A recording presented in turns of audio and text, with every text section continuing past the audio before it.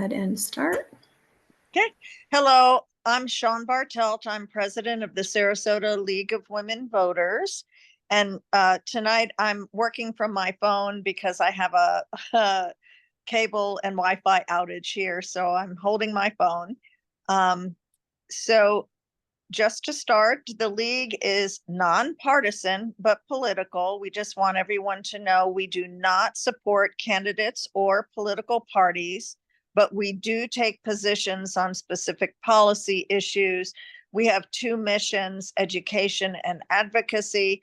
Educating the public because we believe the basis of good government is an informed electorate, and that's non-political. And then advocating for positions on policy issues after careful study and consensus by our members. That's our political arm. We keep those two functions very separate. When we educate, we do not advocate. Just so everyone knows, this Zoom recording is the property of the League of Women Voters, and you cannot cut and record and do different things with this video. But we will be downloading this Zoom recording and posting it on our YouTube channel for others to be able to see, because obviously tonight a lot of people are in Haleen preparation mode. So the Sarasota Charter Review Board, it's very obscure. Most people don't know much about it, but it's critical to shaping the future of our county. This November, Sarasota will vote to fill 6 seats on the 10-seat Charter Review Board, which is the beholder of our local constitution, the Sarasota County Charter. So we are thrilled tonight to have Cathy Antunes join us to fill us in on why your vote matters so much in this race. Cathy's professional experience includes a 20-year career in executive sales with 3 Fortune 500 companies, a recipient of numerous national and regional sales awards throughout her career. Her tenure included over a dozen successful product launches and service on national brand advisory committees. Cathy is also a real estate investor, former realtor, and serves in key leadership positions on condominium association boards, as well as on the board of local civic nonprofits. She also served on the City of Sarasota's Charter Review Committee. Cathy hosts her radio show, The Detail, on WSLR. She writes a blog on Substack, and her guest columns have appeared in numerous publications, including the Sarasota Herald Tribune, SRQ Daily, The Observer, Venice Gondolier, Northport Sun, Florida Voices, and the Bruckner Report. And so, Cathy, we're thrilled to have you here to inform us on this critical board and this upcoming election. Well, thank you so much, Sean and Elena, and thank you all for the work that you do. And for those of you who are here tonight, I'm grateful and impressed. I hope everybody stays safe with this storm. But the Charter Review, I'm going to share my screen, and I do have some slides prepared. And let me just go. There we are. Okay, so I'm really going to focus a lot on the charter, because I think understanding the impact of the charter then leads people to understand why the Charter Review Board is so important. So the Sarasota County Charter is our local constitution. We established a charter in Sarasota County in 1971, and the establishment of the charter was designed to remove local problems from the plate of Tallahassee, from the state legislature, and, provide a government close to the people where, local knowledge is best for local decision-making instead of having it come from the top down. So this structure of the charter, it determines the structure of our government, and it can be changed. It can be amended, just like the U.S. Constitution. It can be changed with different circumstances. And it's been especially important for land use and other decisions. There are 20 charter counties in Florida. I believe we have 66 counties, and only 20 of them are charter counties, and they're often referred to as home rule counties.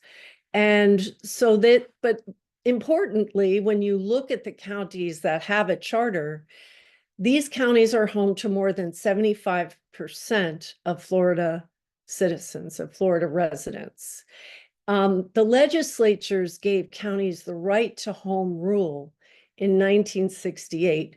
But I think it's kind of interesting if you look at this list, there's one county that established their charter prior to 1968.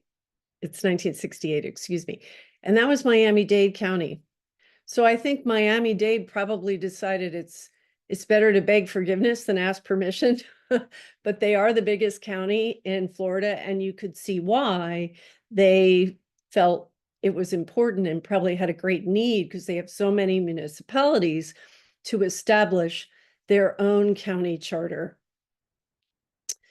So what I'm going to do right now is walk through some charter amendments that have been instituted in Sarasota County, and we'll look at whether they were citizen initiated, whether the Charter Review Board initiated them, whether the county commission initiated them. Those are the three ways that an amendment to the county charter can be put on the ballot. Regardless of how an amendment is initiated, it is always up to the voters to decide whether or not to approve an amendment. So the voters always have the final say. This particular amendment was the first one that I became aware of when I first became involved in local issues. I became involved in the spring training issue back in 2008, when the city of Sarasota was being approached by the county to fund spring training for the Boston Red Sox. The county was constrained by Section 5.2D of the charter, which was passed in 1984. And what does that section say? It puts a cap on the bond that a county can, that Sarasota County can issue. At that time, it was $17 million in 1984, and it's tied to the Consumer Price Index. So that number is probably about $23 million today. And you all may remember that the Legacy Trail a few years ago, there was a referendum on whether or not Sarasota County voters would approve funding for the Legacy Trail. Why was there a referendum? Because the amount of money needed to extend the Legacy Trail to downtown Sarasota from, I think it like Palmer Ranch, was beyond that cap. It was beyond the $23 million limit. So the city of Sarasota didn't have a bonding limit, and the county was asking the city of Sarasota to bond. It was, I don't know, like $80 to $100 million. It was an extremely high amount of money. And it became a legal issue where residents like myself and others said, we're going to sue you if you use the city to circumvent your requirement, to have a referendum. That bonding limit was useful in constraining spending without voter approval. It was useful as a negotiating tool with the team that they actually did bring, the Baltimore Orioles. And it's interesting right now for those of us who live in the city of Sarasota that the proposal for a new performing arts hall is well beyond, it's like $250 million at the end of the day, and it might be more than that the city would have to fund, because the city of Sarasota has no bonding limit. It's something that the city could do without voter approval. That was something that I had actually suggested when I was on the city Charter Review Board. So it's just an example of how these amendments can be very practical. This was citizen initiated. It has been very effective. And, you know, it's still in use today. Let me see. Okay. This amendment, section 2.2A1 is basically, and see, this is something I don't know that many people are aware of. It used to be that for the comprehensive plan in Sarasota County is the Bible of land use planning. And you can't, it used to be that you could change the comprehensive plan with just 3 of 5 votes with the county commission.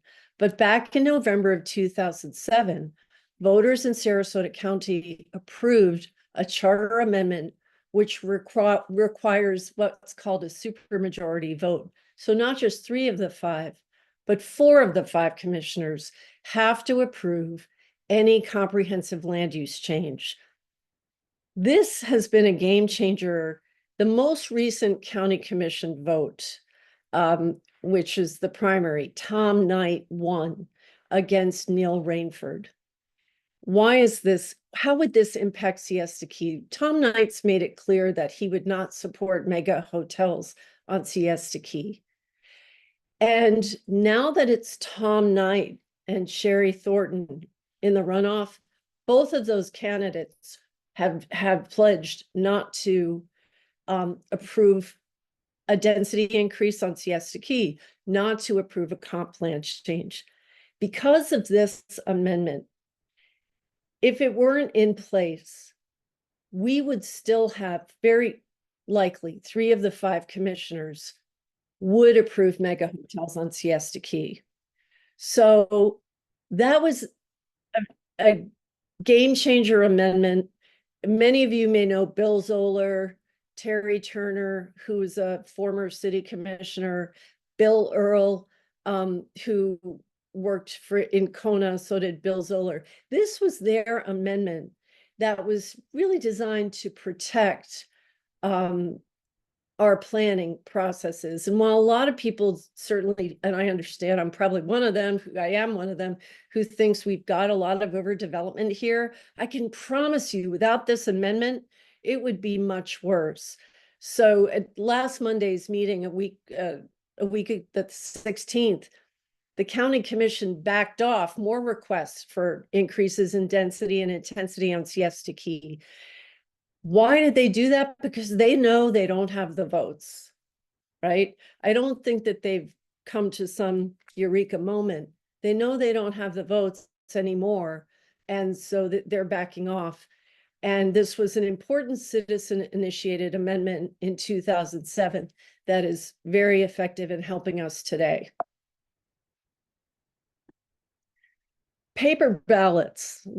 This was a citizen-initiated amendment in Sarasota County. Many of you are probably familiar with the Sarasota County Alliance for Fair Elections, Kendra Montz's organization. She and her board were responsible for the amendment in November of 2006. There was such concern about touchscreen voting. And that amendment was on the ballot in 2006, which required paper ballots in Sarasota. And if you live, if you live in the city of Sarasota, or just aware of the 2006 congressional race, Christine Jennings, there was this very significant undervote in the congressional race between Jennings and Buchanan, where Christine Jennings, these were the precincts that were heavily in her favor. And there was simply no votes. And there was a problem. Either the race didn't come up on the touchscreen, or it was the ballot design that made it not quite visible. And statistically speaking, had those undervotes actually had citizens voted, she would have won that race. Buchanan was not seated right away. So it's kind of ironic that it was in that very same race that Sarasota County, with the first county in Florida, that required in their charter paper ballots. Now, what happened there was the state adopted a statewide mandate for paper ballots, and they neutered an audit provision. in the Sarasota County charter. The audit provision in the county charter required that an audit of the election be done before certification, which makes sense, right? But what we got was a state law that required certification within a certain period of time, whether or not an audit happened. And that was troubling. So I'm going to give you also examples where the legislature has preempted home rule, and we're seeing this trend and need to be aware of it, that we really have a state government that is stepping on home rule quite a bit.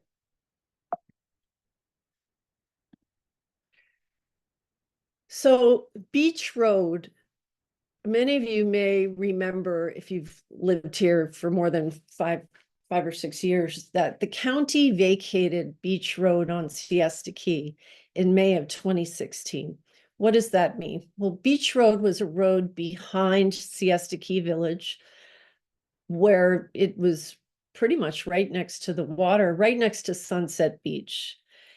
And it was a great place for the handicapped to get out and enjoy the beach. They could be in their wheelchair and they could be by the water and really see the sunset.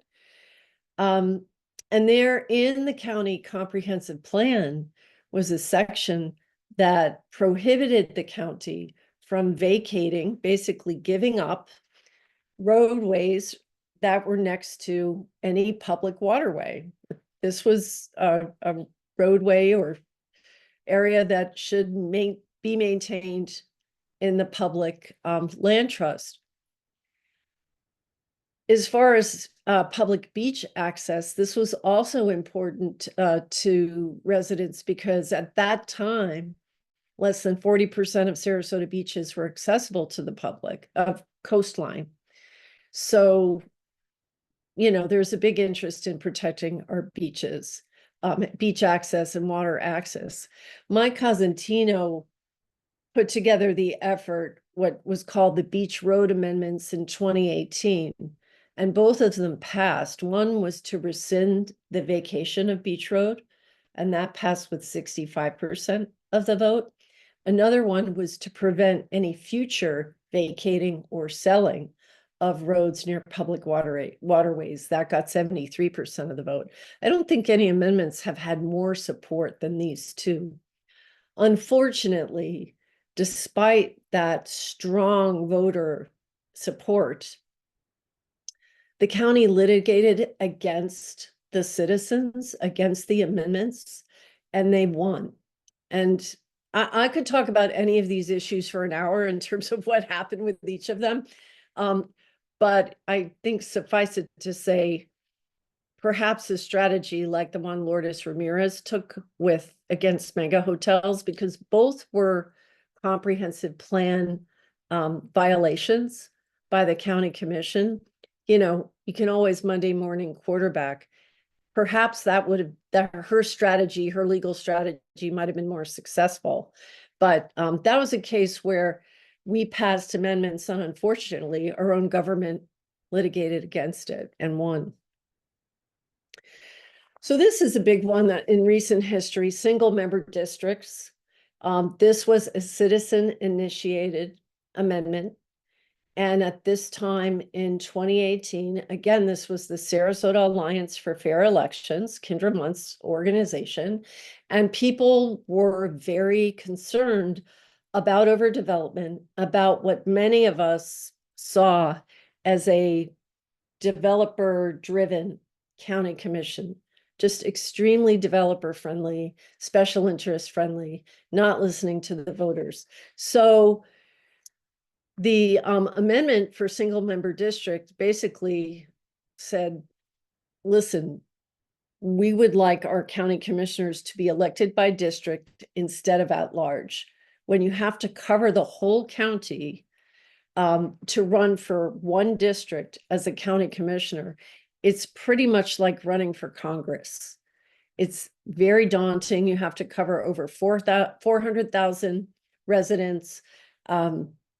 It's quite a lot for a local election. So to kind of even the playing field, to make it easier for grassroots candidates, and also to bring in accountability, because we were seeing a District 4 commissioner being told by his constituents, we'll take Benderson's development Siesta Promenade at Stickney Point in 41. There were District 4 Siesta Key residents saying to their commissioner, Al Mayo, we can't even get on the key with the way it is right now. We know they have a right to build, but you want to double or triple what they're allowed to build. We don't want that. He went ahead and voted for it. So the idea is that single member districts will provide accountability so that those district voters can vote somebody out. There'll be, a reckoning. Whereas when it's at large, somebody in Northport may have no idea what's going on in Siesta Key and vice versa. So this passed in 2018. The county commission attempted to reverse it in March of 2022. Again, this is one of the ways that an amendment can get on the ballot. The county commission can simply vote to put it on the ballot.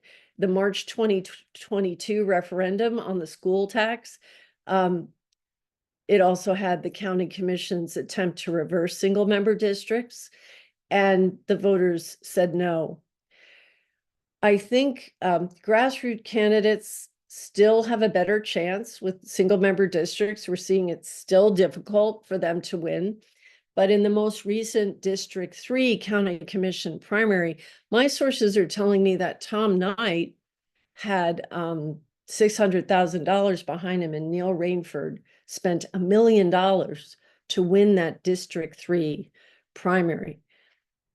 We had hoped that it would decrease the cost of campaigning. Instead, it doesn't appear to have done that at all. But the candidate who'd spent more money doesn't necessarily have the advantage. Neil Rainford lost to Tom Knight. It was not close. It was a 60-40 vote. Of course, there's now the general election, Sherry Rainford and Tom Knight running against each other. But I don't know that the same attention in a county-wide race, I think a lot of us believe that single member districts is better. Now, at that time, to gather the signatures, you only had to get 5% of registered voters for citizens to put an amendment on the ballot. That's not true anymore, and I'll get to that. So here we have a situation. I've said that there's 3 ways you can amend the county charter. You can have the county commission can put an amendment on the ballot. The Charter Review Board can put an amendment on the ballot with a 2/3 vote of the Charter Review Board and citizens gathering signatures. But the state legislature can preempt the county charter. And that's what has happened with campaign finance in Sarasota County. So there had been a $200 campaign finance limit per entity in Sarasota County. I believe that came in 2007. And in the city of Sarasota, it was the same limit, $200. But the city had the added restriction that only actual human beings could contribute, no corporations. But in 2021, the state preempted home rule when it comes to campaign finance rules, SB 1890 DeSantis signed. What does this mean now? It means that individuals and corporations can donate or contribute up to $1,000 to a local election. And this is also part of the reason for, just through the roof spending on local elections. Why is there such interest, for instance, in school board races, so much high spending? Why in county commission races? Well, real estate fortunes are made by decisions of the county commission, and also, properties can be undermined, right? People's home values can be undermined by bad decisions by the county commission. I think a lot of people with the flooding to Hurricane Debbie would say that the county commission has not done necessarily, there's question, have they really done their job in ensuring there's adequate infrastructure? And when there's this developer pressure to just say yes to everything. So Mr. Rainford's spending estimated between PACs and his campaign spending to be near the $1 million mark for county commission primary. When you have increased the cap, when the state preempted our local charter from a $200 limit to $1,000, you can see the impact on spending in local elections. So I have to say that, when single member districts passed, I'm sure there were people who did not like that. They're having to spend a lot more money to influence races that they care about. And you may be familiar with my work on dark money. I have an ebook called Local Dark Money where I go into this quite extensively. What was the response, right? And I'm getting, we could use a more effective citizen-oriented charter review board. In my opinion, we really don't have one yet. It's heavily stacked with development interest-friendly members.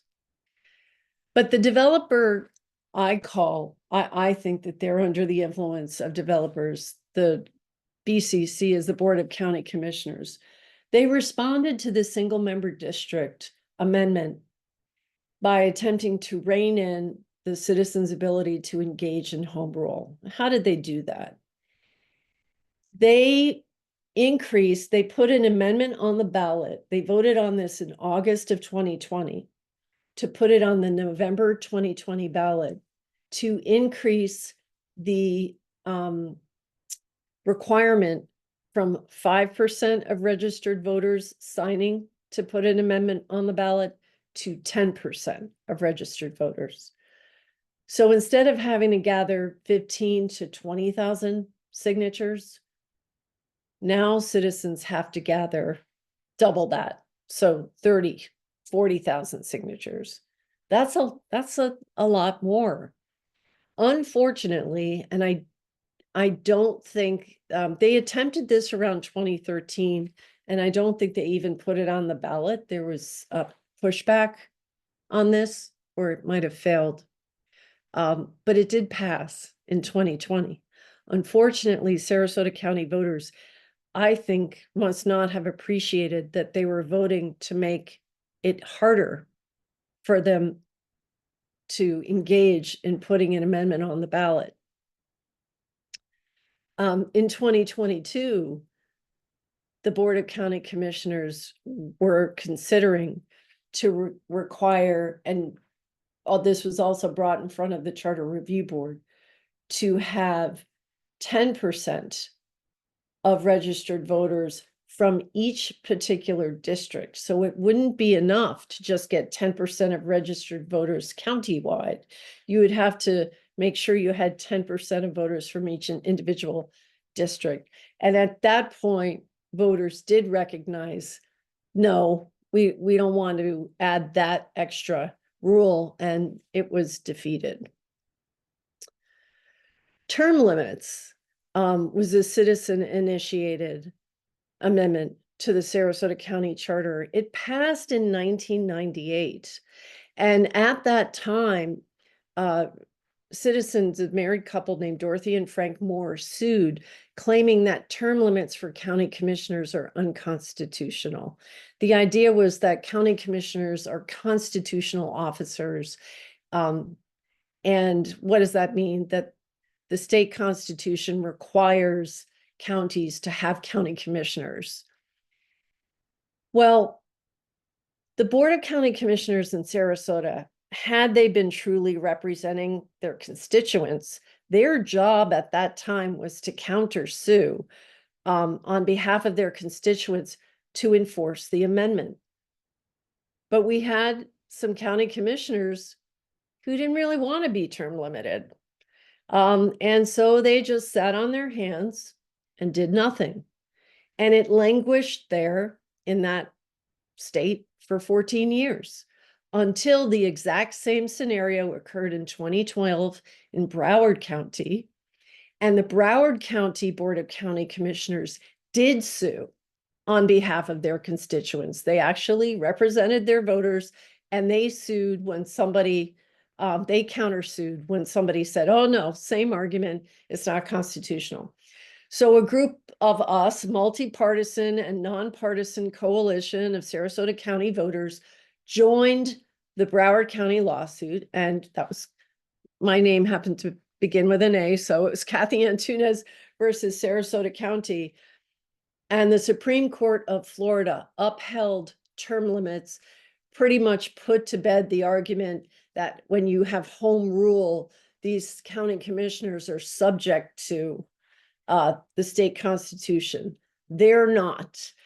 Citizens in a county that is a charter county can impose term limits on their county commissioners.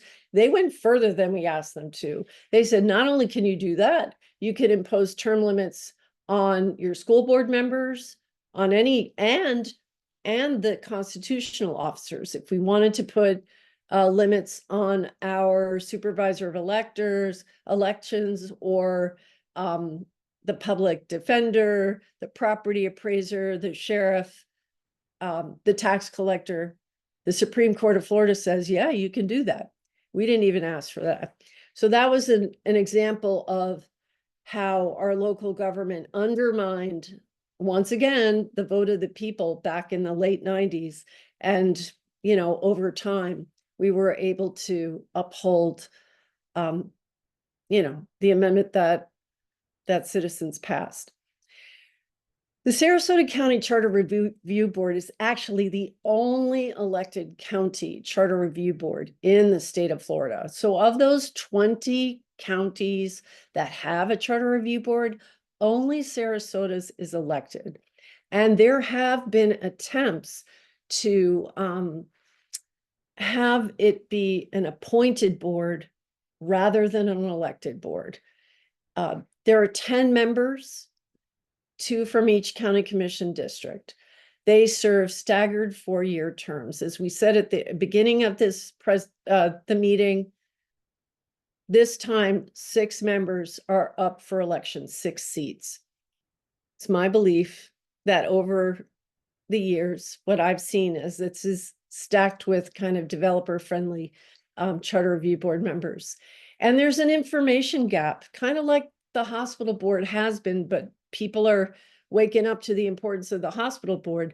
With the charter review board, it's still kind of like, who are these folks? What do they do? Why does it matter? But I think when you understand the issues that the charter review board is involved in and can influence, it's clear why it matters. There's been a bend toward less citizen engagement by the charter review board rather than more. I mentioned the proposal that the charter review board be appointed rather than elected. They also reduced time for citizen input a few years back from 5 minutes to 3 minutes. They only have 2 meetings per year now. They used to have as many as 5. So it's really been scaled back. So, you know, Woody Allen says 90% of life is showing up, right? And who shows up? Who shows up to go to the county charter review board? Well, those who understand the power of the charter. You see people involved in party leadership show up. I've seen developer attorneys are definitely there. And you get a small group of very highly engaged citizens across the political spectrum. I include Bob Wechter's picture here just to share a story. Mr. Wechter, I was at a gathering of, I'd say, very plugged in political women in Sarasota County. And someone had mentioned, well, we need to find good people to run for charter review board. And somebody said, oh, that doesn't matter. Nobody cares about that. And I was like, well, Bob Wechter cares. He absolutely cares. Mr. Wechter was the former chair of the Sarasota County GOP and was caught on video stealing the identity of Lourdes Ramirez, a Republican that he did not want to see serving on the Sarasota County Commission. So when you see who cares about this board, I think it's very clear that there's a lot of power in who sits in those chairs. And that actual power can just mean neutering them so they do nothing, which is kind of what's been happening. So now I just want to open it up to questions and talk about any questions you may have about the Charter Review Board. I think that it's an important part of our local government. It's unique in the state of Florida, and there's actually a lot more that could be done if citizens engage.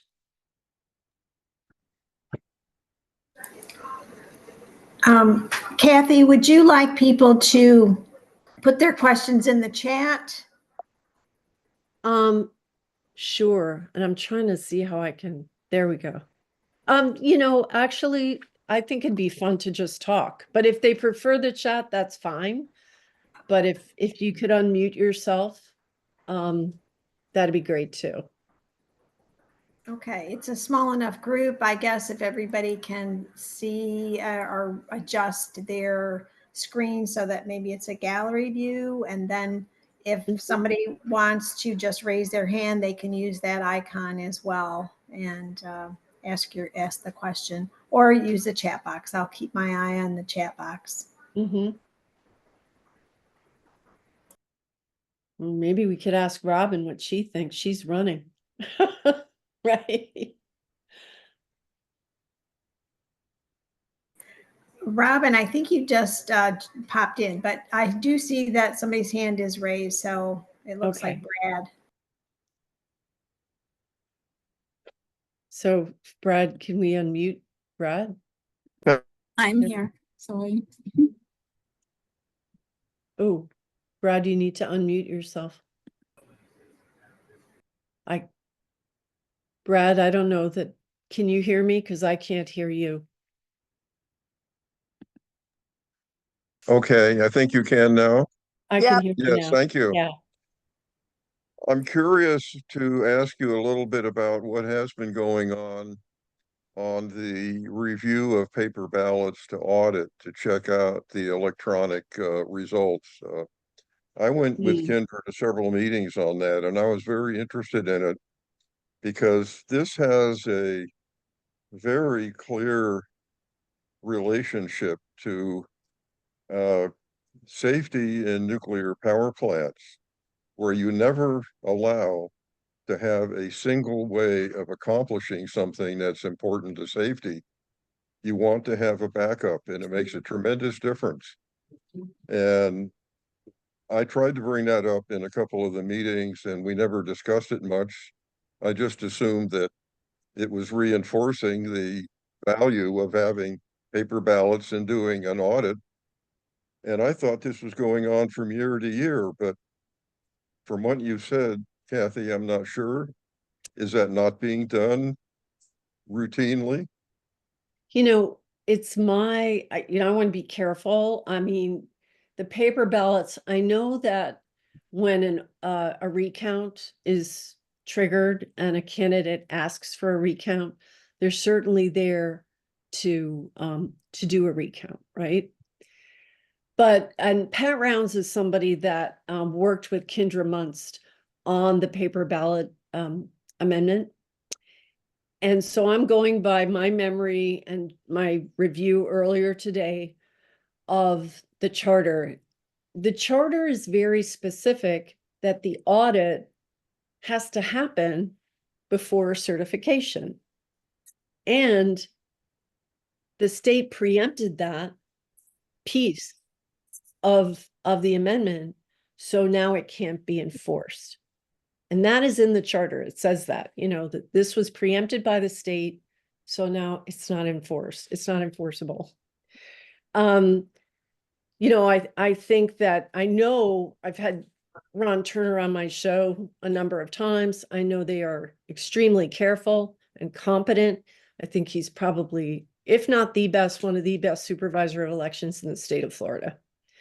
But that, the power of the structure of government, right? What I see with, I want to call them, it's like special interests. And I think you know, they happen to be coalesced around one party here.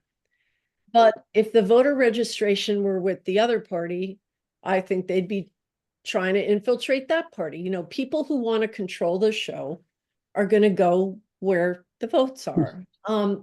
So I am deeply concerned about that part of, yeah, I mean, how do you certify if you don't audit, right? Ahead. Shouldn't you check your work? I mean, when I was doing my math tests in school, I would check my work. So what I can say is that I am not confident. I don't see why the state would preempt that provision. I think it makes total sense. And it fits with this trend we're seeing in the state of Florida that, you know, this goes back a long time. This is 2006. So we're talking nearly 20 years ago. Now, people think that you know, is there a recent problem or a recent trend? Yes. But frankly, it's not new. And we should all have our eyes on these structural issues where common sense is not necessarily being followed. Yes, it seems like in that particular case, either side could be hurt if it was a very, very close election and there wasn't some really valid way to check and see who actually won. And I think in the meetings that I went to, it seemed that people on both sides felt that way. Well, you know, see, here's where it gets tricky, because when you're within a certain percentage point in Sarah, and I don't recall what that is, but for the sake of discussion, let's say it's 2%. So if you're within 2%, it's not automatic, but the candidate can request a recount. So when that scenario's there, you can have a recount. But what if it falls outside that margin, right?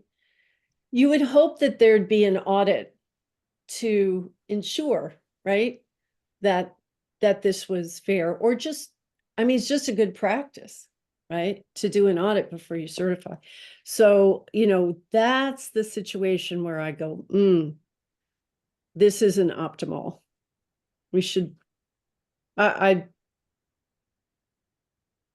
we voted to have this type of process, and unfortunately the state took the rug out from under us, and we don't have it, but we voted for it. So, you know, when people say, oh, you know, it's all about home rule, yeah, it is until it isn't. Thank you. Sean had her hand raised.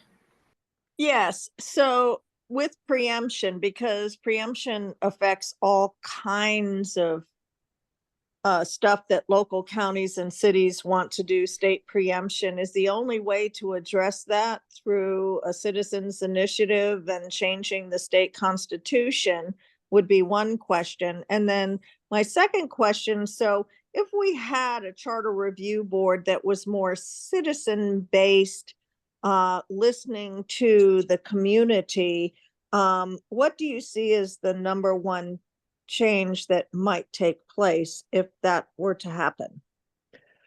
Well, the first thing I'd want is to revert the petition burden, signature burden, back to 5%. Change it from 10% to 5%. I mean, what was wrong with 5%?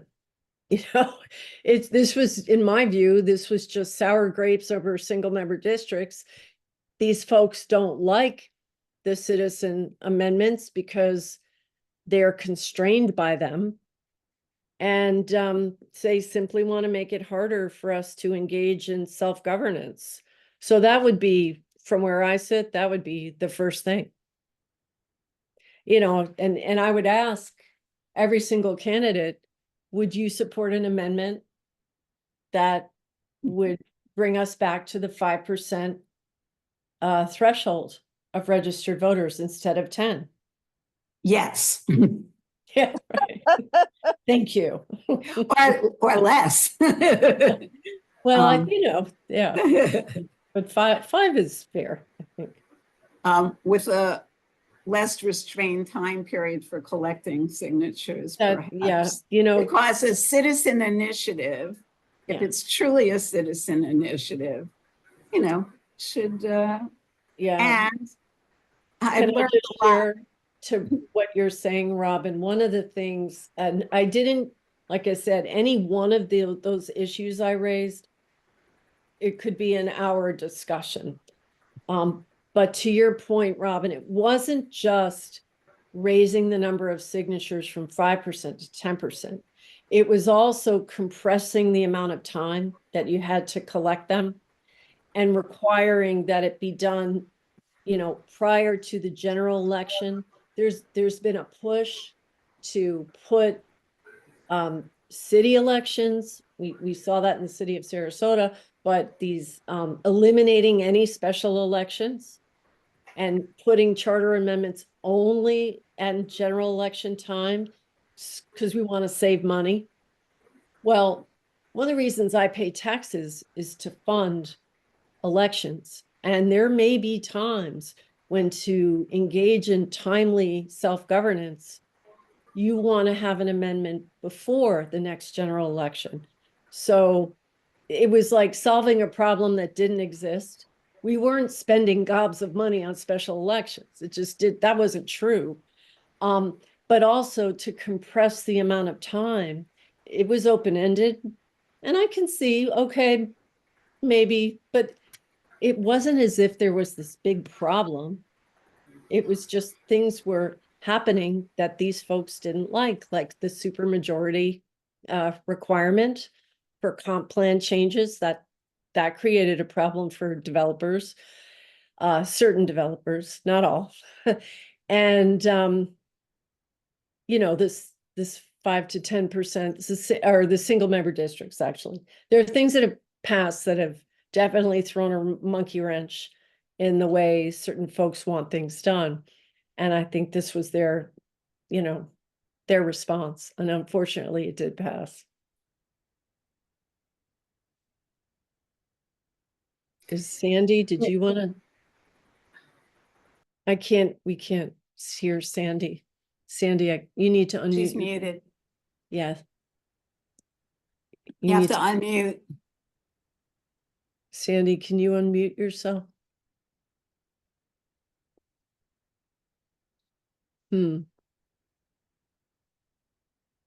I think she has a question in the chat. There it is. There it is. Sorry, Okay. I'm using my phone, so I was having trouble finding the right microphone. First of all, this has been very, very interesting. And I hope maybe you can even present this again to probably a larger view of people who haven't been overwhelmed by making sure their house doesn't flood tonight. Right. When you were talking about recount. We're recording it. It'll be on YouTube and shared with everyone. Oh, good. When you're talking about recount votes, are you talking about by machine or by hand? Honestly, I really hate to give you a guess. I mean, all I know is that within a certain percentage, if the result falls within a certain percentage, then one of the candidates can request a recount. It's usually the one who, is on the short end of the stick. Right. I can't tell you exactly if it's machine or hand. I don't recall that. Yeah, because the issue, I think it was in Georgia that they were talking about having, maybe wrong about the state, recounts. They wanted to hand recount. The people who were moderating the discussion said that hand recounts are less accurate than machine recounts. That's why I was asking. Oh, yeah. One of the things about that term limits case and the outcome by the Florida Supreme Court, like I told you all, they went beyond what we asked them to rule on. That ruling was extremely supportive of home rule. And I believe one of the amendments on the ballot in November has to do with whether or not school board races are nonpartisan. which they've always been, nonpartisan.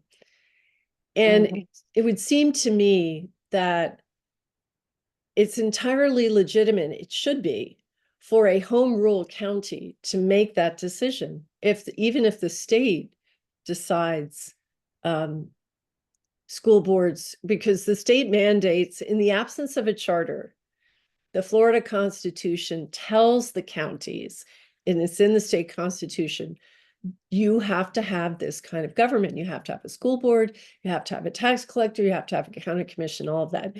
So that's the default document.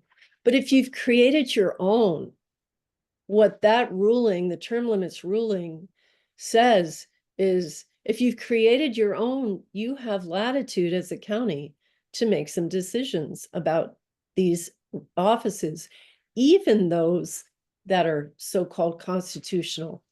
So for people in Sarasota County, I think, one, to appreciate how we've had a government that's truly worked against our interests in terms of engagement, our own engagement in self-governance, but to also understand how the Charter Review Board really can be a board that is far more engaged in listening and fine-tuning our charter, which isn't to say it is our local constitution. We shouldn't be changing it all the time, right? On a whim. We don't want that. But at the same time, it shouldn't be an onerous burden for us to change it. Like, we shouldn't have a government that tries to make it harder for us to change it, that is working to listen to us less, from 5 minutes to 3 minutes. And it wasn't a big deal. 5 minutes, it's like solving a problem that didn't exist. So yeah, there's an opportunity here, and it would be the League of Women Voters, if there's interest, to kind of engage in some long-term focus on this particular board. It's unique in the state of Florida, Just a quick clarification, there were partisan school board elections till 1998 when there was a amendment to the ballot that was passed by over 65% of the voters to make school board elections nonpartisan. So now the legislature's going back and saying, we don't care what you voted for in 98. We're, going back and so, can I just share, where I look, with land use decisions, real estate fortunes are made. yes. What's going on with school boards now, in my view, is that fortunes are being made via school privatization. Yes. Vouchers and funding these corporate charter schools, which quite frankly can't claim better outcomes. If you're looking at how they cherry pick kids, like they don't take special needs kids the same way. There is a profit motive behind controlling school board decisions in the state of Florida. Our Commissioner of Education, Manny Diaz, was a corporate charter school executive with Academica. We now have a situation in Florida where if a school board denies a charter school application, the charter school can go to the state to appeal it. It will go in front of a Manny Diaz board. And if that, populated by his appointees, which he's been a corporate charter school executive, and if that board determines that the school board made an error, the decision is reversed, and that particular county school board has to pay the legal fees of the charter school that's appealing.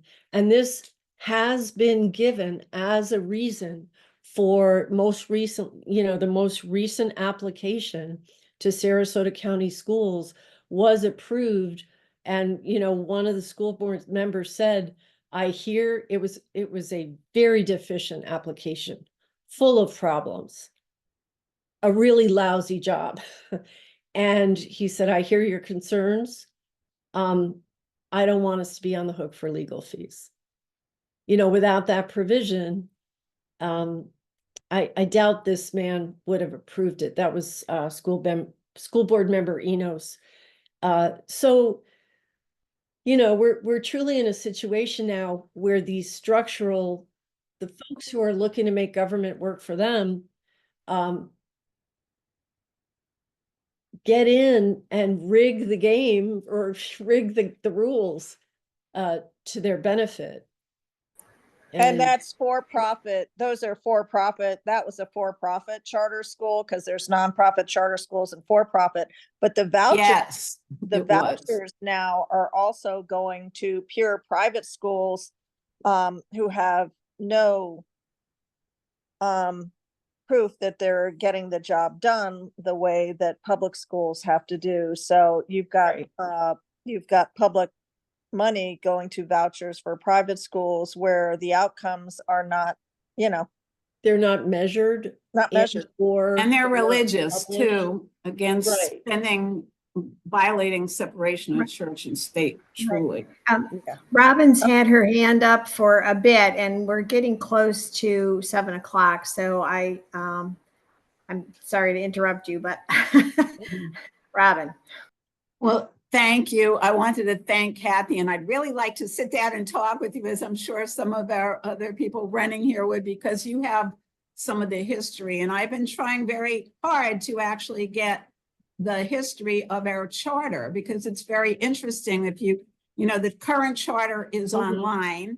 I've read it multiple times now, but all they do is have in there in parentheses what year it was changed, without any of the changes. And believe it or not, none of them were available online anywhere. Oh, I believe it. So, yeah, I know. It took me a month for them to send me, they said, oh, we have to do research on this. So I finally got them a little over a week ago.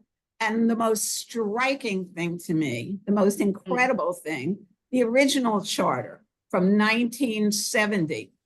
If you have your share screen, I could probably share it with you. I can just tell you that originally it talks about the intent.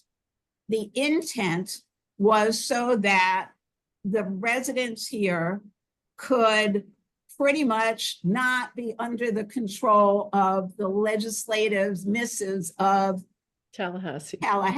Yeah. That was one of the there were two key things. It was that, and to empower the citizens. They literally use the word to empower the citizens, the residents of Sarasota to be able to change things.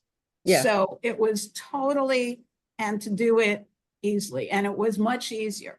It was to pass a referendum was a simple majority vote. It was 5% or independent, and things were single member districts back when it originally started. There were many things that were put in over the years to make it worse. Now, that amendment you spoke about, the 221A amendment, or was it 22A?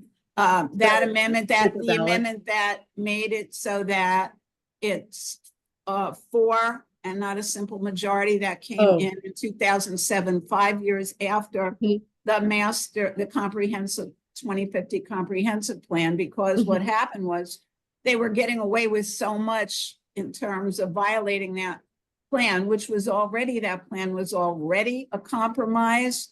And so now, though, they even, being able to get that 4 votes, they've been able to do that for years now. And so there's only 10% left of all the land in the county that has either not been developed or they don't have already permission to do it. So there's so little left that has to be rewritten in such a way that they cannot violate any further with any development, any further increase in land density or intensity. It just for that remaining bit, it should just not be permitted, period. They shouldn't even be, it should be something that's not brought up and voted on. Because if some environmental stipulations are in there, that it's sacrosanct at this point, that could be an amendment that could be passed. You know, I mean, I've heard that discussion, and I mean, I'm very sympathetic to what's gone on in terms of overdevelopment. The only thing I'm careful about is, yeah, I think we should be careful about is you have to look at these pieces of land. There's something called transfer of development rights. I don't know that all of this 10% land that's left is all environmentally significant. I mean, if you have a piece of land that's kind of sandwiched in between two apartment complexes, right? That may actually be a good place for another apartment complex. So I'm not saying it wouldn't be, but this would be that they can't further increase the density or intensity of the land use of what already is. I mean, this can be explored, but the thing is clearly what's been there that was meant and was an improvement then is still not enough. And that 4-to-1 thing was only in regard to protecting the land use. It wasn't in regard to other matters that might come up. It was regarding the comprehensive plan, period. Yeah, you know, there's another piece in those amendments that passed in 2007. And, you know, the intention was to kind of protect that urban service boundary. That was the intention of 2050, is fiscal neutrality. This concept that land that's developed had to actually be fiscally neutrally developed. And what does that mean? It means that it had to generate enough tax revenue to pay for the services that it required, that new development couldn't be a burden on the taxpayers. That passed in 2007. In 2010, there was a landmark study done, basically a landmark study for urban planning in this country that showed that, and it was done in Sarasota County, that a gated community home, single family home, basically takes 80 years to generate enough tax revenue to pay for the infrastructure that it requires, which is longer than the life of the infrastructure. And a multifamily housing in Sarasota, it took 40 years, you know, based on the math, to generate enough tax revenue to pay for the infrastructure it requires. It's the rural development and the truly urban Main Street USA type development like Gulfgate or, you know, downtown Sarasota generates enough tax revenue to pay for itself, as does rural development. The middle auto-centric type development we have is what we call sprawl, where you have to get in a car to do anything. You can't walk to meet your daily needs for, I don't know, going to the post office or getting a gallon of milk or a loaf of bread. You have to get in a car. And we have in our charter the requirement to develop in a way that's financially sustainable. It has not been enforced. It just hasn't been enforced. It's not clear to me that it can, given these other problems. But this is one of the reasons why Sarasota County was winning awards for the 2050 plan. And oh my gosh, how forward thinking. And behind the scenes, and I've got, you know, one email from the county administrator, they were working with developers to take it all apart. You know, that was the other thing that needs to be required, is that simultaneously you have to, if a developer is going to develop the adequate infrastructure, has to be part of the game, that they have to be on the tab for it, not the taxpayers, but those doing it. And see, that's the impact fee portion of it, which everybody focuses on. And what I'm talking about is long-term property tax revenue that you are building in a way that has enough inherent value that it generates the money that's needed to long-term, not just upfront, but long-term pay for infrastructure. And, you know, this is becoming serious in Florida when you look at flooding and our inadequate infrastructure. You know, we talk a good game, but the county has not actually walked the talk. And I'm not saying that it would necessarily be easy, but it's absolutely doable. Yes, thank you so much. We're Sure. already after 7. So unfortunately, this is starting to get, I mean, it sounds Yeah. like we could go on for We could. another hour yet, but we want to respect everybody's time, and we do so appreciate your time and putting this presentation together. And as Sean had said, it will be uploaded to our YouTube channel, so, and put on various other postings so that everybody knows that it has been produced and can access it. So Sean, I don't know if you wanted to say anything else. I just want to thank you very much for all the incredible information, background, and history. And we all need to vote in November and pay attention and know who's running and where they stand. Did you want to say that there is a candidate forum for the Charter Review Board coming up? Yes, we're also having a candidate forum for the Charter Review Board coming up. Do you have the date, Elena? I'm sorry. It's coming up in October. You can go to lwvsrq.org, and we have all of our candidate forums and their dates and times. And we're streaming that one via YouTube. So everyone will be able to watch it. So please watch the Charter Review Candidate Forum. Okay, thank you. Thank you so much. This was great. Thank you. Be safe, everybody. Yes. Bye-bye. Bye-bye.